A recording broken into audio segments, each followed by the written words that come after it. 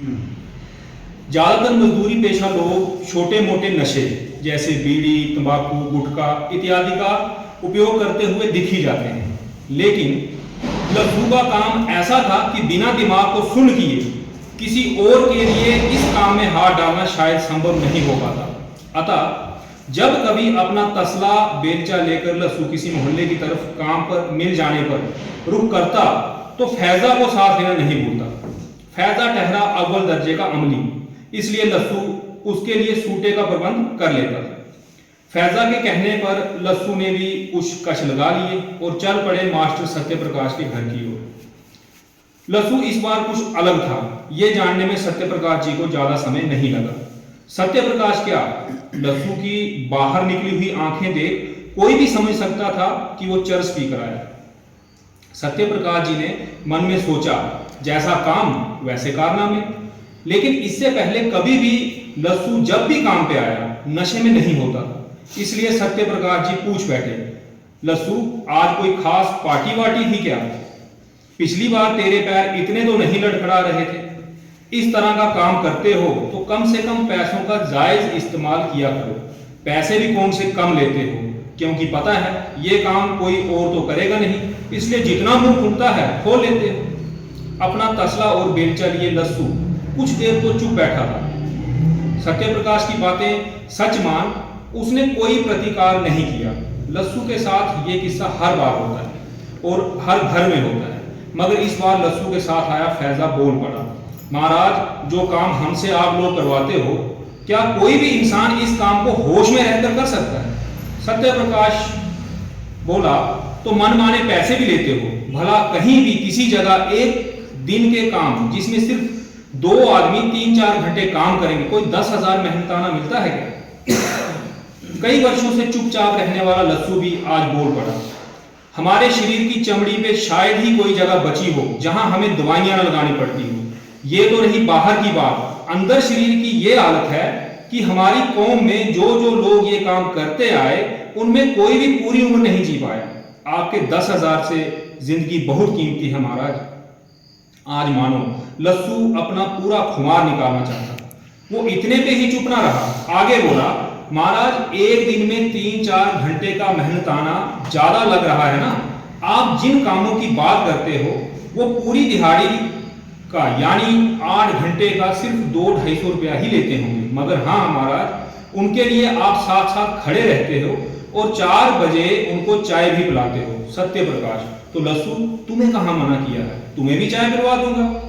लस्सू, क्यों झूठ बोलते हो महाराज, जब हम काम शुरू करेंगे तुम तो क्या आसपास के सभी घर पूरा दिन घर नहीं आते हो, चाय कौन पिलाएगा? लस्सू की बातें कुछ कुछ सत्यप्रकाश की समझ में आने लगी और उन बातों की वास्तविकता की गवाही देती भयंकर बदबू के कारण सत्यप्रकाश के पांव खुद ब खुद घर से दूर चौपाल की ओर निकल पड़े। रोजाना की तरह आज भी चौपाल पे गांव के बुजुर्ग, धार्मिक विद्वान, समाज सेवक और नेता लोग सब मौजूद थे। सत्यप्रकाश जी ने एक सांझे संबोधन में कहा, लस्सू का जीना भी कोई जीना है। सामाजिक असमानता सामने सामने दिख रही है। इंसान के रूप में जन्म मिलने पर भी ईश्वर ने इनका जीवन इतना दयनीय क्यों बनाया? नेताजी बोल पड़े, मैं अक्सर इस बारे में हाई लेवल में बात उठाता रहता हूँ। इस बार मैंने अपनी पार्टी के दलित नेता से बात की है, इनकी बस्ती में जाकर कुछ इमदाद की जाएगी। रही बात कामकाज की, तो सब सदियों से चलता आया है, सब ऊपर वाले की ही मर्जी है। सत्यप्रकाश जी भावुक होके बोले, अरे नेताजी, ये तो मानव निर्मित, मानव पोषित सामाजिक असमानता है। देखा जाए तो ये एक सामाजिक कुरीति ही तो है। मजदूरी तक तो ठीक है, परंतु जानवर तक भी अपना जो कार्य स्वयं ही करते हैं, एक मानव वही काम दूसरे मानव से कैसे करवा सकता है? अब विद्वान लोग कहां चुप रहते? मास्टर जी, सामाजिक ढांचा चलता ही कार्य विभाजन से है, जिसकी जैसी योग्यता उसका वैसा काम। सत्यप्रकाश, लेकिन इस काम को तो कार्य विभाजन से बाहर ही रखना चाहिए था। खैर, एक बात और भी है, योग्यता का निर्णय कौन करता होगा? यकीनन जो बलवान होगा अथवा जिसका समय बलवान होगा वही सबका निर्णय करता होगा। हजारों वर्ष पूर्व भी एक अंधे को राजा बनाया गया था और बेशक अयोग्य होने के बावजूद बनाया गया। अंधा राजा बना, वो बलवान नहीं था, परंतु उसका समय बलवान था और उसके सर पर एक महाबलवान योद्धा का हाथ था। योग्यता ही निर्णायक होती तो कई कर्ण बर्बरीक जैसे भी थे जो बेशक बेहतर राजा होते और फिर महाभारत भी ना होती। चौपालों पे चर्चा हो सकती है लेकिन कोई निर्णय नहीं हो सकते और समय भी काफी हो चुका था। अतः सत्यप्रकाश जी इससे पहले कभी ना पेश आई ऐसी मानसिक कश्मकश दिल में लिए जल्दी जल्दी अपने घर की ओर चल पड़े। घर पहुंचे तो देखा लस्सू और फैजा अपना काम खत्म कर चुके थे और उसका इंतजार कर रहे थे। बिना कोई बहस वगैरह किए सत्यप्रकाश ने लस्सू के हाथ पर तय मेहनताना रख दिया। लस्सू को अचरज भी हुआ कि मेरे इतनी बहस करने के बाद भी महाराज पूरे पैसे किसी चिकचिक के बिना ही दे गए। वो सोचने लगा कुछ ना कुछ तो हुआ है। उस बेचारे को क्या पता, हर मानव शरीर के भीतर एक इंसान होता ही है। किसी की इंसानियत जल्दी जाग जाती है, किसी की देर से और किसी की कभी नहीं। सत्यप्रकाश का भीतरी जाग चुका था।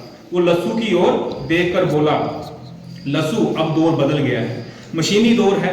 अब ये सारा काम मशीनों से भी हो जाता है। तुम अब अपना ये पुश्तैनी काम छोड़ क्यों नहीं देते? लस्सू कुछ सहम कर बोला, महाराज पैसे कुछ कम देने तो कम दो, लेकिन मशीनों के आने से हमारे पेट पे तो लात मत मारो। सत्यप्रकाश मेरे कहने का ये मतलब कतई नहीं है। मैं तो चाहता हूं तुम लोग अपने बच्चों को पढ़ाओ लिखाओ और खुद भी कोई और कामकाज ढूंढो।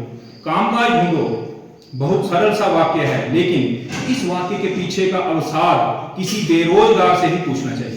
मूलतः दो बड़े कस्बों के बीच ऊंची पहाड़ियों में रहने वाले लस्सू के पिता के 3 पुत्र थे, लस्सू, जमाला और बिट्टू। अब उन पहाड़ों पर जिमीदारों के मर चुके पशुओं को उठाने के काम की आमदनी से इतने बड़े परिवार का गुजारा नहीं होता था। इसलिए लस्सू अपने बीवी बच्चों को लेकर एक शहर चला गया। बिट्टू परिवार लेकर दूसरे शहर जा बसा। जमाला के हिस्से गांव का काम आए। इधर सत्यप्रकाश मास्टर जी कुछ और काम ढूंढने की बात करते हैं। अपने इन्हीं ख्यालों में खोए लस्सू से सत्यप्रकाश जी बोले, तुम कल अपने बच्चों को मेरे स्कूल में ले आना, उनका दाखिला करवा दूंगा। एक पीढ़ी पढ़ ली गई तो पूरे कुंबे के अच्छे दिन आएंगे। बात लस्सू के दिल में घुस गई। उसे मास्टर जी की सलाह पूरी तरह से समझ आ गई थी। अगले ही दिन अपने चारों बच्चों को लेकर मास्टर जी के स्कूल पहुंचा। मास्टर जी ने एक खुशखबरी और सुनाई कि किताबें वर्दी तो सरकार की ओर से मुफ्त मिलेगी, साथ में हर दोपहर खाना भी स्कूल में ही मिलेगा। क्योंकि लस्सू अदर सोशल कास्ट के हैं तो और भी कई तरह की सरकारी सहायता बच्चों की पढ़ाई के लिए मिलती रहेगी। सत्यप्रकाश जी लस्सू से पूछने लगे, बड़े बेटे का क्या नाम रखूं? लस्सू जी राजू। सत्यप्रकाश अच्छा तो तुम्हारा पूरा नाम? लस्सू जी लस्सू ही रखा है बापू ने। सत्यप्रकाश ठीक, राजचंद वल्दे लस्सूदास लिख देता हूं। आज लस्सू की जिंदगी का सबसे खुशी का दिन था। उसके कुंबे में पहली बार कोई स्कूल जाने लगा। कुछ दिनों बाद लस्सू अपने गांव गया अपने माता पिता से मिलने। बिट्टू भी गांव आया था। रात को तीनों भाई बैठे तो गपशप करते करते लस्सू ने मास्टर सत्यप्रकाश का पूरा किस्सा सुनाया और दोनों भाइयों को अपने अपने बच्चों को स्कूल दाखिल करवाने के लिए कहा। मास्टर सत्यप्रकाश के कारण एक ही महीने के भीतर तीनों भाइयों के बच्चे अब स्कूल जाने लगे थे। बिट्टू के बच्चे एक शहर में, लस्सू के बच्चे दूसरे शहर में और जमाला के बच्चे गांव में ही पढ़ने लगे थे।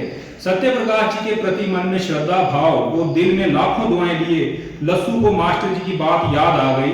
लस्सू, ज्ञान कोई विशेषाधिकार की विषय वस्तु नहीं है। ज्ञान पाना मानव मात्र का मौलिक अधिकार है। ज्ञान तो व्यक्ति अपनी पात्रता अनुसार पाता है, परंतु साक्षर होना यानी पढ़ना लिखना सीखना ये सबका अधिकार है। और उसके बाद ज्ञानी बने या अज्ञानी वो अपनी पात्रता पर निर्भर करता है।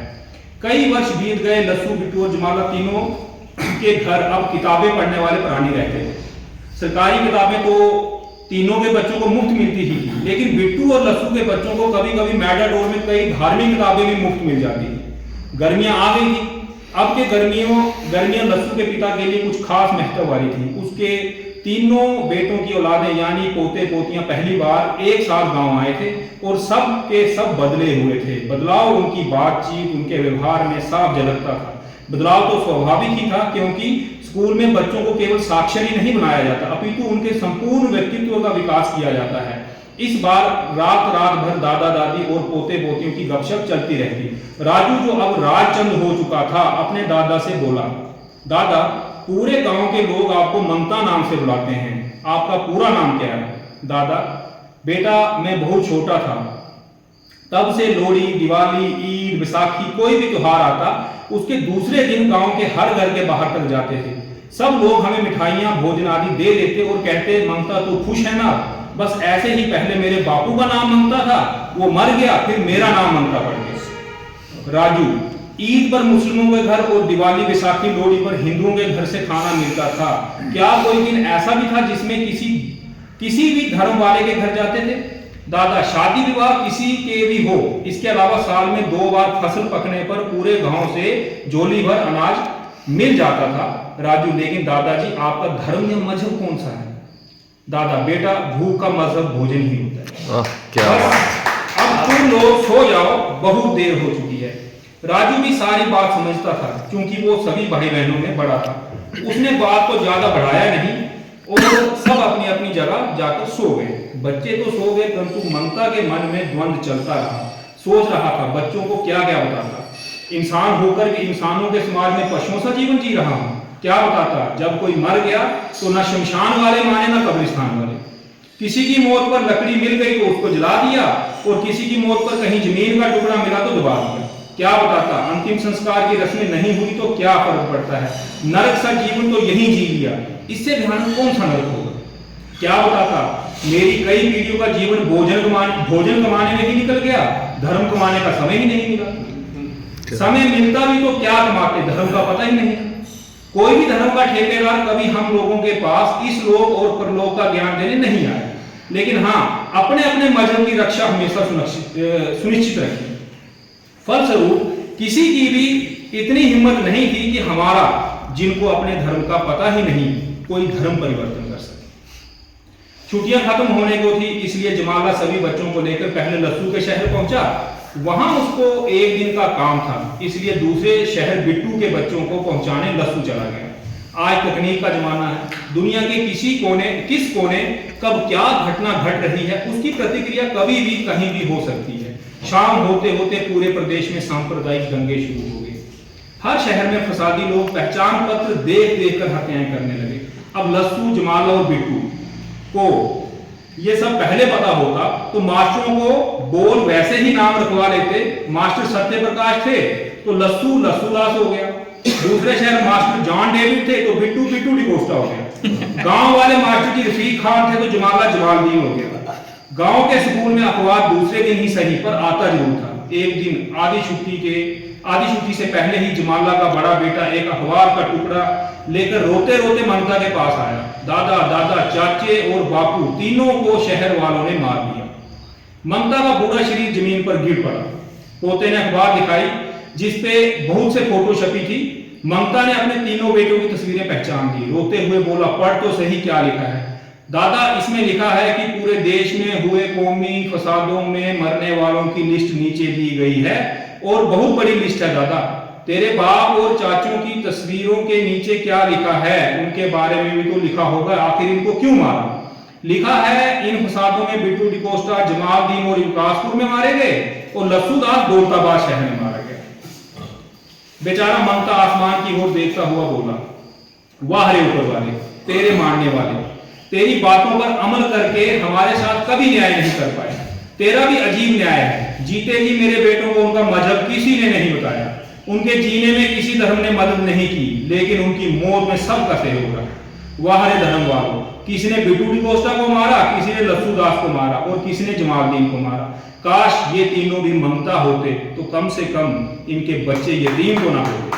सारा जहान ही ममता होता तो कोई फसाद ना होता, धर्म के ठेकेदार ना होते तो फसाद ना होता। हाय मेरा बिट्टू, हाय मेरा लस्सू, हाय मेरा जमालू कहते कहते ममता पर लोक सिधार गया। अब वो लोक स्वर्ग नरक है या धरती पे ही स्वर्ग नरक है, ये रहस्य केवल और केवल ममता की रूह ही बता सकती है। धन्यवाद।